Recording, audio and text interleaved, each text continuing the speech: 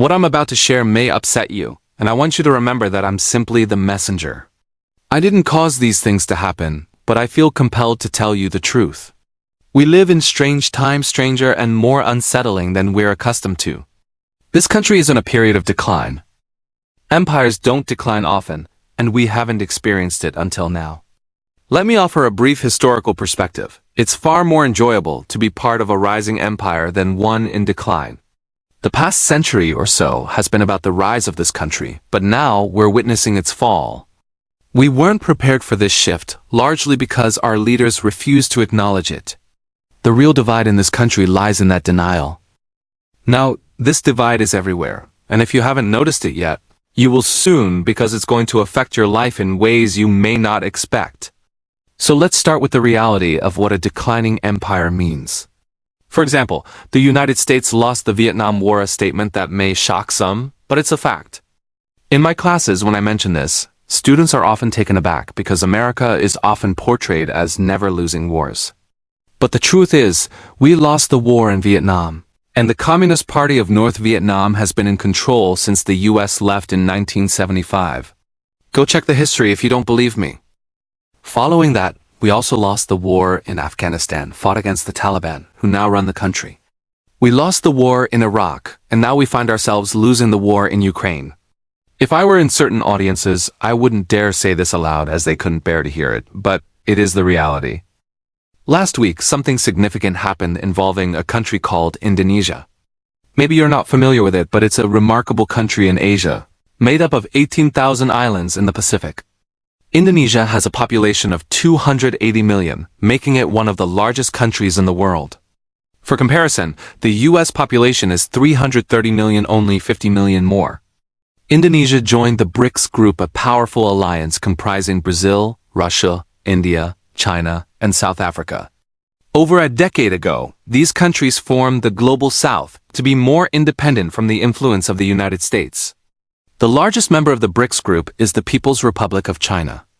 Again, remember, I'm just the messenger, don't blame me for this reality. Now BRICS is a group of 22 countries, and together, they represent roughly 55 to 60% of the world's population. Compare that to the United States, which represents just 4.5%. It's clear that the balance of power has shifted. The BRICS countries, particularly China, are rising, while the US is on the decline. In terms of global economic influence, the BRICS countries now account for about 35 to 36% of the world's economic output. Meanwhile, the G7 countries, United States, Japan, Canada, Britain, France, Italy, and Spain account for only about 28%. The United States, which once led the world in economic output, is no longer the dominant force it once was. If you look at where the wealth is flowing today, it's east, not west.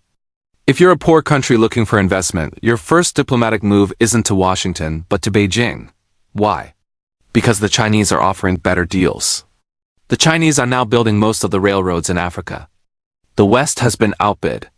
The world is changing, but here in the United States, we live in denial. We refuse to acknowledge what's happening. Take the electric vehicle market as another example. Over 15 years ago, all car manufacturers began transitioning to electric vehicles, thinking it was the future of the industry. However, a Chinese company, BYD, figured out how to make the best electric cars at the lowest cost, winning the global competition. But if you live in the United States, you've likely never heard of BYD. Why? Because of a 100% tariff on Chinese electric vehicles, meaning American consumers can't buy them at an affordable price. Meanwhile, American manufacturers like Ford and GM get to sell their overpriced electric vehicles. This is just one example of how China is outmaneuvering the United States. And it's not just in the automobile industry. China is excelling in many sectors, and the US is being left behind. The US government's response has been denial. They have raised interest rates to deal with inflation, but this only serves to squeeze the working class. The rich don't care about higher interest rates. It's the average person who feels the pinch. The real question is, will the American people accept being squeezed while the empire continues to decline?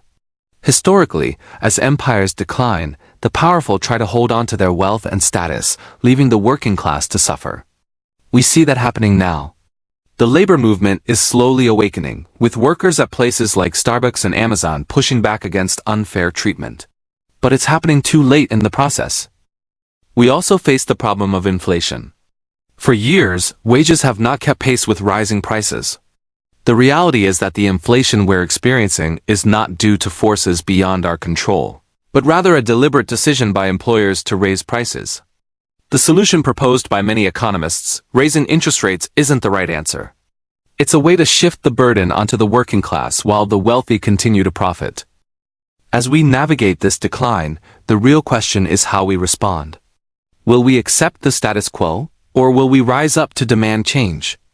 There is potential for a new movement, a radical redistribution of wealth, and a reversal of the growing inequality that has characterized this decline.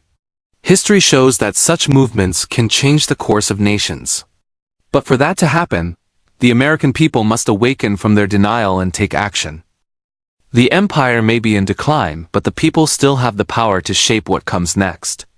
It's up to us to decide whether we accept our fate or fight for a better future.